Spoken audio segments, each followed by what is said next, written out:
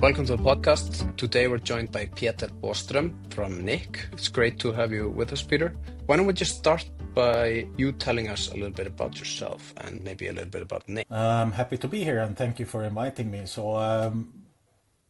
Peter is my name, and I'm one of the founders of the company Nordic Information Control. I am the CEO of the company, coming originally from way up north in Sweden, Arctic Circle North. Didn't really fit in there. I'm not really a Laplander, I assume. So I spent almost 20 years of my life in different parts of the world, living and working. 14 years in Southeast Asia, but I've been working in Russia, interestingly enough. I've been working in Middle East and Southern Europe as well. So technical background, but I was a lousy engineer. I don't have the patience for it. So I ended up on the commercial side. So sales and business development, that's my skills. And you've been doing that for the entirety of your career.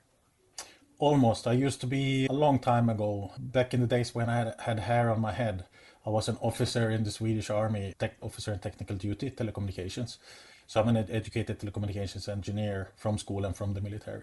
But after that, I've basically been running my own companies one way or another, and I've been working within sales and business development, more business development than sales actually. Maybe a little bit of a sidebar, but telecommunication, does that include 3G, 2G, 4G, that sort of technology? It does, but in the military environment, it was a lot of the military-based communication, i.e. radio, one way or another.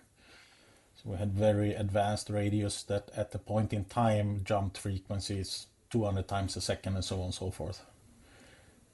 At one point, a company I was working for was looking into encryption and sort of the security of this sort of telecommunication. So if I recall, 4G was getting pretty good, but the 2G and 3G were quite easy to tap into, if you will. And it's a very regulated type of technology, probably for a reason. It is, but the time when I was an officer in the Swedish Army was before this was the 90s, early 90s. So it was really before mobile phones were as big as a concept as it is today. So I guess that's also a reason why we relied on radios more than phones. But Yeah. you're probably right in what you say. So yeah, I wanted to maybe you are based in Sweden and your company isn't like the Swedish landscape. On the news just in the past maybe month or two or maybe three, we've had quite a lot of news of breaches in Sweden. And I kind of want to get your feeling of the pattern of these breaches. Like we're seeing companies come out to the news and saying no PI or personal information has been leaked, but then a few weeks or months later, turns out that there's quite a lot of this being leaked. What is the situation? It's a trend that we see, and I'm guessing that this is not the trend only perhaps not only in Sweden, but in Sweden we definitely saw a trend, and everything moves very quickly at this point in time. So the trend we seen for the last 6 months tends to follow the same pattern. And it's an organization being hacked either directly or a third party, the supply chain, someone in the supply chain have been hacked. And the first information coming out, normally quite quickly, stating that, okay, we've been hacked, but don't worry, nothing sensitive had leaked, including sensitive information. A couple of weeks passes by, and there's a new press release saying that looks like something leaked. We're investigating it. And a few weeks after that, sensitive information is actually on sales on dark web. And the take we have on that is that the organizations in the first square do not know what actually was leaked at all. Do you think that's the sort of case that the organizations don't know what's been leaked, or do you think it's a standard script that they just want to mitigate the public exposure by saying, "Ah, nothing was leaked, nothing that we know of anyway"? Probably the truth is somewhere in between there, but considering what we're working with and the fact that we formed a company all around the fact that classification, meaning keep control of your information, is very, very essential when you're talking about the information security and compliance. I know for a fact that too many companies, organizations out there do not have control over their information. Maybe for natural reasons, but 99 out of 100 that we meet do not have control over their information. technical development is really fast. The threat environment is really fast. We're living in a world where if you do risk analyzing, the exterior world might change a couple of times each day, the way it looks right now. So it's really, really quick. And if you're sitting there in an organization and the infrastructure you have, which is not really old, actually starts to be old considering the environment, what it looks like. And even more so, the way we used to work with security may not be relevant anymore because the threat is just, it's going so fast. But it seems to me, or sounds like me, like these are two completely different problems. To understand and know what kind of data that you have in your systems about whatever, it's about understanding what kind of data is actually important to whether it's hackers or if it's considered PI data, personal information. Then also, I guess, just this, especially with AI moving things much faster these days, can you even afford to stop and look? What do you think about that? I claim not, but let me answer like this. If we take a step back and just, it's not so many years ago, we could actually go down in the basement and pet our servers. It doesn't look like that anymore. We have a very scattered IT infrastructure. We have cloud services. We have IT partners using their data centers. We're buying apps and services from someone else and so forth. So the traditional way of IT security, i.e., you have your castle, you build your moat around the castle with the purpose to keep the attacker on the outside, and if you succeed with that, an attacker cannot cause any problems. The infrastructure in IT doesn't look like that castle anymore. You have it scattered into so many places. So I'm not saying that the IT security is not important. Of course it is, but we're living in a world where there's a higher probability that someone will actually find a way to get over that moat and into your castle. And if they do, that's when you really have to protect what's need to be protected in terms of information. And that's where you really need to have control over your information. Make sure that what is sensitive is actually protected and stored in a safe room with a lock and key behind, if Uh, that makes sense. And I think that there's a follow-up question there is what's the current mood, at least in your market in Sweden? What is the appetite of companies to do the necessary work to protect this data? People will probably be angry with me for saying this, but we see way too many organizations that one way or another actively choose not to work with these issues, not in a pragmatic, not in an effective way. I'll give you an example. I mean, because of this situation, because we're so dependent on digital services, because of the increasing threats and so on and so forth, it didn't used to be. It's complex. Let's put it that way. So there are, because of the dependency, we have the answer from the society trying to force organizations to work with cybersecurity and compliance through different legal frameworks. We see that, and there are best practices out there available free of charge, a lot of them, and they're good. But a lot of these best of practices are talking about you have to educate your organization, you have to educate your management group, you have to get your governing documents in place, you have to build a strategy, and nothing of this is wrong. If that's the plan you have, stick to that plan. But be aware of the fact that while you're educating your organization or while you're producing your governing document or strategy, you're not doing anything in real life practically to actually enhance your security. And that's why Yeah. we say you need to keep control over your information. You have to understand it's really difficult to protect stuff you don't know you have. So you need to classify your information. But okay, so the way that I hear this and the way that I think about this is that there's a missing incentive, a real natural incentive for people and or for companies to apply security, whether it's cybersecurity or defenses or information controls. It's lacking this natural incentive. But the regulators have caught on to that. They know that it's not sexy or that it's not an interesting topic for a developing business. So the answer is GDPR, it's NIS2, and all of these sort of regulatory frameworks that seem to incentivize companies to act essentially out of fear. And you have to question whether or not that's the right approach, or simply accept that it's the only way that works. I agree with what you say, and there's a new truth out there that we now call an old truth, and that's just the effort to try to be compliant doesn't necessarily mean that you're safe. But if you work to try to be safe, compliance is coming with that. So Yeah. keep the focus on what's important. Yeah, and I definitely agree with that. And also, that's how we've approached regulatory frameworks or certifications. But it requires that you have, like I said, a natural incentive to do things the right way. And then compliance follows because you're essentially just documenting the good practices that you already have.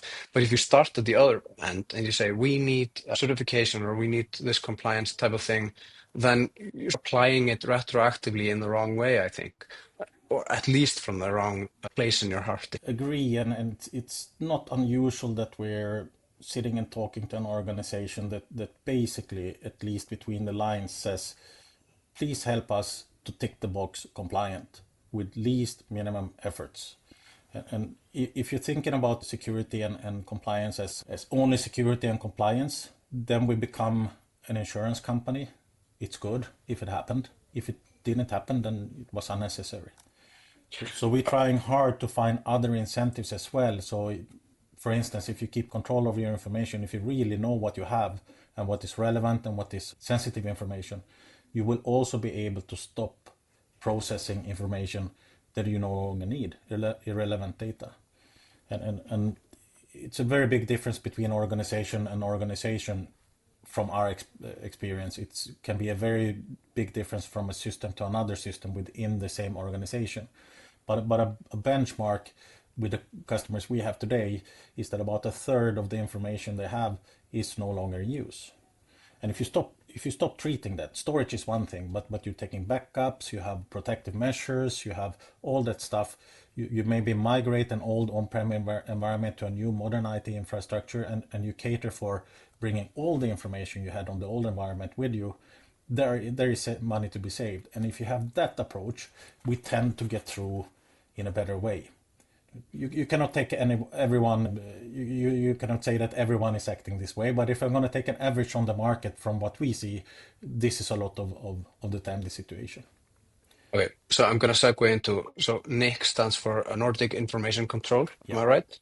Okay, so Correct. I'm guessing information control is important. What's your, without going into too much of a sales pitch of your product, how do you look at information control, and what's your sort of narrative or vision for improving information control? Well, bottom line of everything that we do, and as I said in the beginning here, we actually founded a company around the fact that the classification of information is important. Now, classification is not the end goal. It's the enabler to reach your end goal. So what is the end goal? It can be compliance, it can be security, it can be cost control, it can be effectiveness. I mean, use the right type of relevant information for the task you're going to do and analyze whatever it is. So that's why we say that the cornerstone of all information security and compliance work is classification of information. Now, considering the fact that the vast number of type of information we have spread over a scattered ID infrastructure, and we have users out there doing whatever they do with the information, it is not possible to do this manually. The likelihood that your organization is producing more information every day than what you have time to classify is fairly high, and that's not even considering the history. So our approach to the whole thing is, if you have the view of a storage room with a lot of documents, physical paper documents stacked on top of each other, no order, no system around it, and in this environment, you, according to the new laws and from a security perspective, you should make sure that where is my sensitive information in this mess? Do I have anything sensitive that is not protected? Do I share it with someone I shouldn't share it with? That it was okay 2 years ago, but the project is stopped. I'm still sharing the information.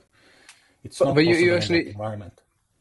But that's really interesting. So the warehouse or the storage room is one thing, but just in the last maybe 10 or 15 years, we're seeing all of these cloud services don't have a boundary anymore for your data. Your data may be in multiple copies or being live shared with all sorts of services, not to mention type of shadow AI where you have either provided access or given copies to who knows where. Let's dive into that maybe a little bit. What does that, what does it mean? A typical example of that was when, for instance, a solution like Teams came. An organization tend to give everyone the capability of starting their own groups, their own chats, their own, and information was spread in a way that the organization on a central level had no clue it was spread. So a typical example that we normally take when we sit down with the organization is, let's say you have sensitive information.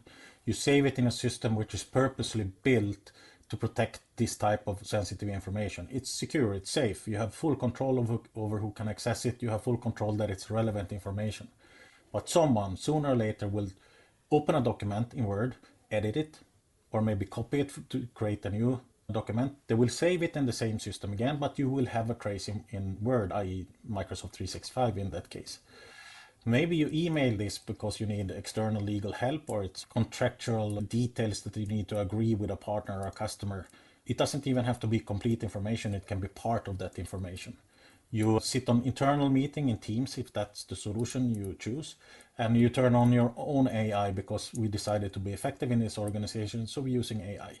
In this example, you have 5 copies of the same information, whereof 4 are potentially not protected. And I can guarantee that the organization on a central level have no clue of the 4 copies. But even just sending an email, if I send you an email, that email and the attachment is going to bounce around all over the world before it hits you. And depending on circumstances, that means that there are copies being left. And since we have no idea of tracing or tracking whether or not the attachments themselves are being stored for a while in the mail server at some middle point, that's also a risk. It is. What's It is, scary with email is once you push the send button, you have no control what happens with that information anymore. Once it's out there, it's out there. So yeah, yeah, exactly. We touched on this. Okay, so we were talking about third-party sharing essentially. It's a major blind spot. But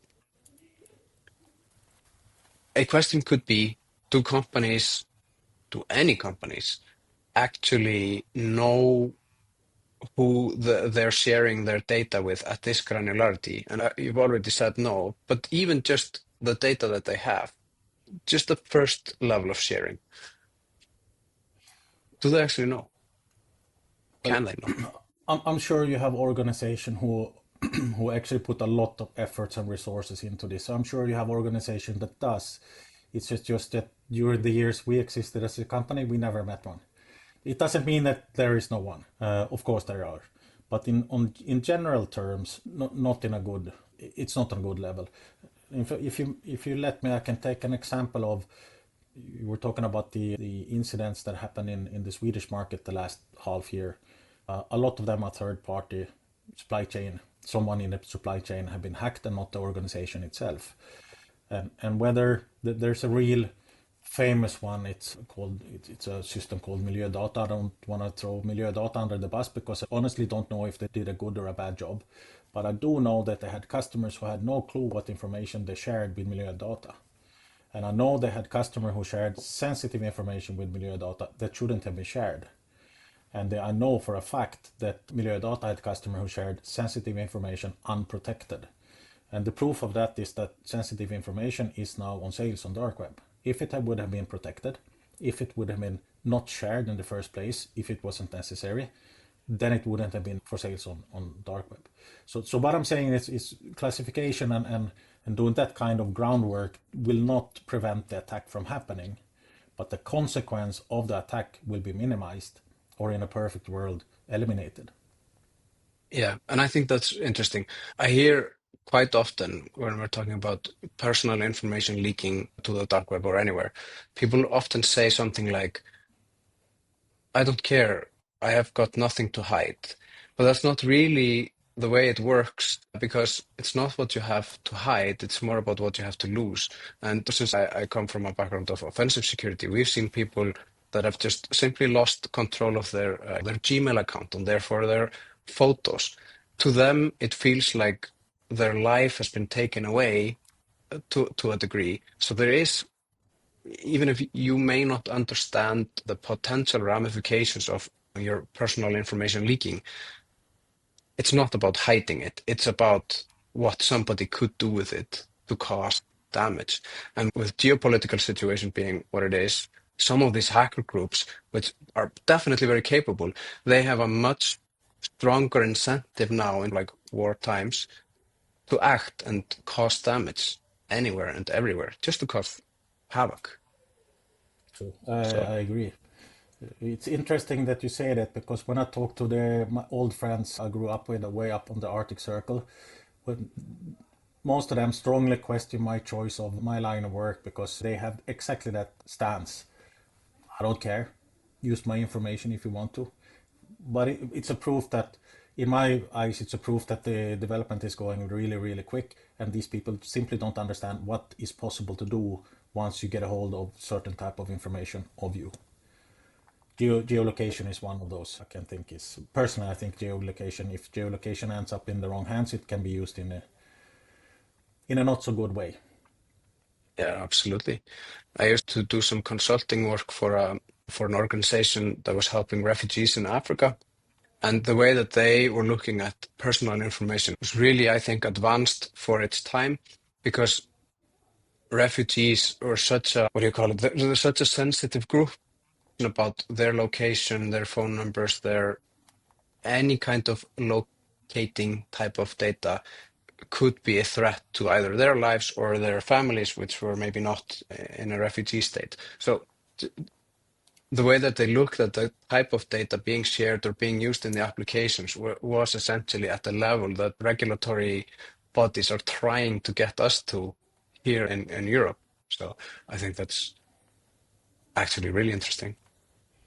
Yes, and combined with Okay. the geopolitical situation we're living in today, the consequences of that kind of leaks interesting. I'm not prepared to say fun, but interesting. Yeah, definitely interesting.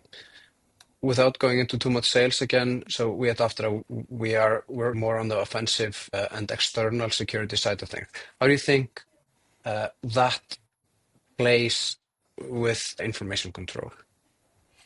Besides the obvious reasons why we enjoy working with Aftra and we're excited about the cooperation, if I may take it from again one step back, if you look at if you position yourself in an organization out there, if you're an expert in anything else but cybersecurity and compliance, it tends to be complex, mostly because it may be quite complex. And long story short, you end up in a situation where you actually rely on suppliers and vendors one way or another. And you have a lot of good solutions out there. You have a lot of good competence out there, but each tends to be quite narrow in its competence, meaning that the organization out there have to put the puzzle together themselves. What vendors do I need to solve my whole challenge? So we strongly believe as a company from day number one and before that there needs to be better and more cooperation on the supplier side to make more sense to the organization out there to solve a bigger part of the challenge. And if we can make it easier for organizations out there to actually work with this, more organizations will work with this. So that's Exactly. the main stance we have. Besides the fact that what you're doing and what we're doing as a combination is we have an inside out approach, meaning keep control of your information inside. You have an outside in approach, meaning that we complement each other in the way that, okay, once the information is inside, before anything happened, we can help you to protect it. You can help organization to protect the information by closing the doors or the routes coming into that information. That's my short answer, if that makes sense. Exactly. So if you were to part with any advice to anybody listening, CEO, CIO, or a person for security of an organization, and watching maybe these high-profile Swedish leagues and feeling maybe a little bit nervous, what would be the first question they should ask when they're done listening to this? I might be biased, That's okay. but either you have a plan, follow that plan, or you don't have a plan, make sure you have a plan, get help to get that plan. Do the education, do the governance document, do whatever you plan to do. But parallel to that, make sure you have control over your information. Because once you do, that will give a lot of input to the rest of the stuff you do. You can go out and buy a package of education on somewhere on the street who someone recommended, and it's a good package, it's not wrong. But it's better to understand where do my organization do wrong? What type of information do I have to focus on who in order to get the best possible result here and now? So my stance is if you don't have control over your information, you can go out and buy protective measures, you can do legal organizational protective measures, but you're shooting in the blind. You don't know what you're protecting and why. So on the information control and the types of data that you think are the most risky, what would you say is at the top of the list? What's the most dangerous type of either location where data is being leaked or the type of data? It depends on what the organization you are. We're spread over, if you look at our customers, they're spread over multiple different vectors. We have a number of customers within healthcare. If you're in healthcare, it's any information relating to healthcare, like journals, test results, or stuff like that. If you're in bank and finance, it would be a completely different type of information. What we see over the last 2 years is that the market is maturing, if I may put it that way. So when we come to an organization, the organization themselves knows pretty well what is sensitive to them in a much better way than just a year or 2 years ago. What they do not know is what's called dark data, and that's the tail of data, the 20-year-old drive, and what the users are doing with the data and where they store it and copies being made and so on. And that's at this point in time, the eye opener for the organization we talk to. It's quite a lot of dark data. Very interesting. Where would people be able to find more about the work that you're doing at NIC? Oh, we have a website that we actually are quite good at keeping updated. So that's a good spot to start. That's .nord-ic.com. If you Google for Nordic Information Control, you will actually end up there. We have a lot of information. We can probably put it in the description, and maybe if we have the video, we can put it here. I think we've covered everything that we have covered, and I just want to say thank you for joining our podcast, Peter. For our listeners, don't forget to follow us on YouTube and Spotify and leave comments and stuff like that. So thank you. Excellent. Thank you a lot, Björn, and we're really excited about the cooperation with Aftra. I'm looking ahead at a bright future. So are we. Thank you.